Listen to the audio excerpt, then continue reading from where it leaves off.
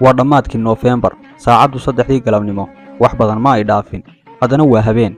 Waxaa la moodaa saq dhexe. Nalalka wadooyinka oo aan maantaba la bakhtiin, ilayskooda waa lagu kala leexanayaa. Wax kale se tari maayo. Ilaa shalay waxaa da'ayay gabaxle ay dhibiciisa daalani marka ay laamida ku dhacdo u eg tahay saliid. Biyo qulqulaya ama fadhiya ma muuqdaan, oo markiiba dhuuma hoose ayaa afka u dhiganaya. Waa qabow, laakiin ka xilligan la filo uguma dara. Dadku waxa ay gashan yihiin jaakado dhaadheer oo baca, qaarna dallado ayay dabaysha kula lagdamayaan. Shib baa la wada yahay, sidii dadka dhawaaqa oo ka xidhmay ama la dhagabeelay. Guuxa gaadiidka waxaa wehelisay oo keliya jaqafta jaanta. Wejiyada lama kala aqoonsan karo oo waa wada humaag. Inkastoo aanan maanta dhibaato gaara tirsanayn, haddana ma faraxsani. Cid jawigan iyo bishan faraxsan ayaaba iska yar. Jaakad dheer oo madow ayaa lawyada ii joogta. Dharkayga, midabkayga iyo dunida wada madow ayaa iga dhigaya waxaan la arkayn oo xataa ilaysku muujin karin.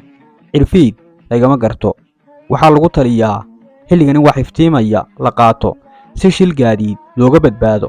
Haddana anigu ma yeelo. Kilikisha waxa igu qarsoon buug aan qoyaanka ka dhowrayo. Gaadiidka dushiisa iyo meelaha kale ee dhaqdhaqaaqu ka jiro buug kuma akhri yaqaan. Kanse dan kale ayaan ka lahaa. Waxaan ka imid magaalo aan tan aad uga durugsanayn. Waxaana booqasho ugu socdaa nin Soomaaliyeed oo aan isnaqaanay. Mudase aanan is arag. 3 sano hortood ayaan bartay. Waxa uu ka mid ahaa Soomaalida aan badnayn ee tacliinta sare leh. Waxa uu ku takhasusay maadada aan qudhaydu aadka u xiiseeyo ee suugaanta, siiba fanniga sheekada. Dalka Nigeria ayuu ka soo qaatay shahaado sare oo suugaanta afka Ingiriisida. Ma jirin ama waa dhif sheeko macno leh oo dunida lagu qoray oo aan u akhriin ama warbixin dhammaystiran ka hayni. Waxay ahayd markii aan Yurub soo galay oo ay fajiciso iyo filan waa igu noqotay horumarka ay sheekafaneedu samaysay oo aan akhriskeeda ku miyir beelay. Sidaas darteed waxa aan ka dhigtay wehel aan arrintaas kala doodo, sida uu isaga qudhiisuba iga dhigtay. Wuxuuse jaahil ka ahaa suugaanta Soomaalida, sababtoo ah waxa uu ku dhashay magaalo, asal ahaanna waxa uu ka soo jeeday degmo beerata ah oo aan suugaanta u xiisayn sida raacatada.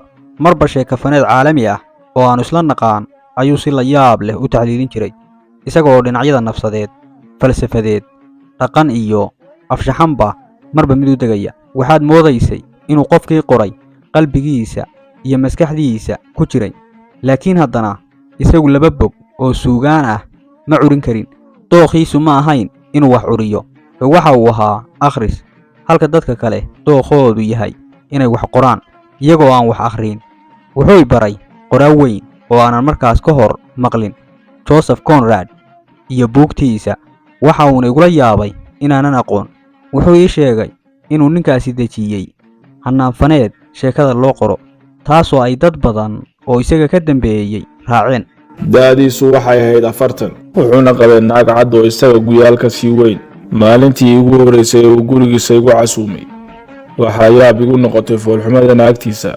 malaha waxay ahayd naagtii ugu foolxumayd ee aan weligay arkay. waxay ahayd qof aad u gaaban, waxayna lahayd jid aad u qaab xun. way timo goonayd, waxayna gashanayd goono jilbaha ka sarreysa iyo funaanad gacmo gaaban, labadaasoo bilicdarrada kala daran. intaasoo keliya ma aha ee xataa waxaan ku tuhnay maskax ahaan inaanay dhammayn. nin Gambiyaana ayay 2 ilmood u dhashay, kuwaasoo koray kana guuray, aabbahoodna dalkiisii ku noqday. Soomaaliga waxba uma ay dhalin. 3 sano oo aan reerkaas aqaanay, caddayn iyo beenin midna umaan helin. naagtu inay dhiman tahay iyo in kale maxaa iga galay? waxba. waxaa jira dad badan oo shahaado jaamacadeed iska haysta, isaguse wuxuu lahaa aqoon u qalatan kana sarreysa shahaadadiisa, siiba maadada uu bartay. haddana mar keliya ayaan is arkay anigoo ninkaas nacbaysanaya. muxuu ii geystay? waxba.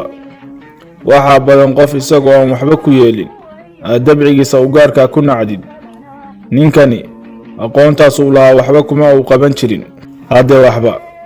daqiiqad kasta oo aan la joogo waxaan isweydiin jiray danta uu sidiisaba waxbarashada ka lahaa. keligay ma aha ee Adolf Hitler isagoo kale uu necba. wuxuu ku sheegay dad cilmiga ka dhigtay hadaf, halka uu cilmigu yahay qalab loogu adeegsado in lagu gaadho hadaf. Suugaanta uniga ma uga heshanayn, ee mar dambe ayaan ogaaday inuu isoo magan galay. Wuxuu ka soo firxaday caddaanka uu muddo ku dhex jiray, kadib markii ay si daran isu qoonsadeen. Caddaanun ma aha, ee waxay ahaayeen dad u badan: suxufiyiin, qorayaal, macallimiin jaamacadeed iyo wixii la mid ah. Wuxuu ii sheegay arrin yaab leh oo ah dadkaas inay necab yihiin oo ay dhagar la gaadayaan. Uu huba inay dili doonaan ama maskaxda ka dhaawici doonaan. Marar dhowra ayuu arrintaa ila soo qaaday, wuxuuna aad uga hadlay dadka uu sheegaya kuwa ay yihiin. Shakhsiyaad ma aha, ee wuxuu ku sheegay arrin heer ummadeed ah.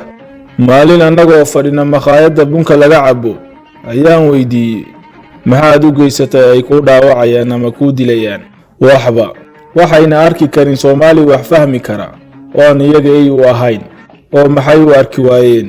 Maxayse aynimada Soomaaliga ku falayaan? Wax badan baa kugu seegan sida dunidu u shaqayso, ayuu iigu jawaabay sidaan ilmo yar ahay.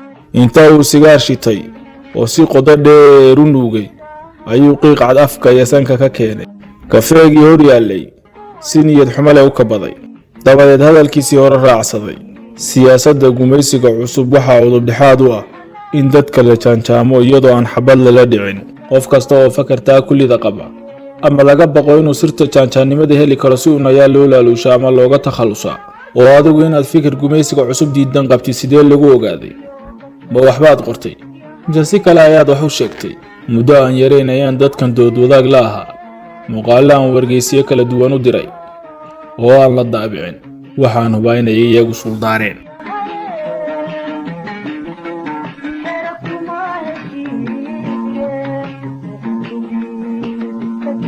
Yeah.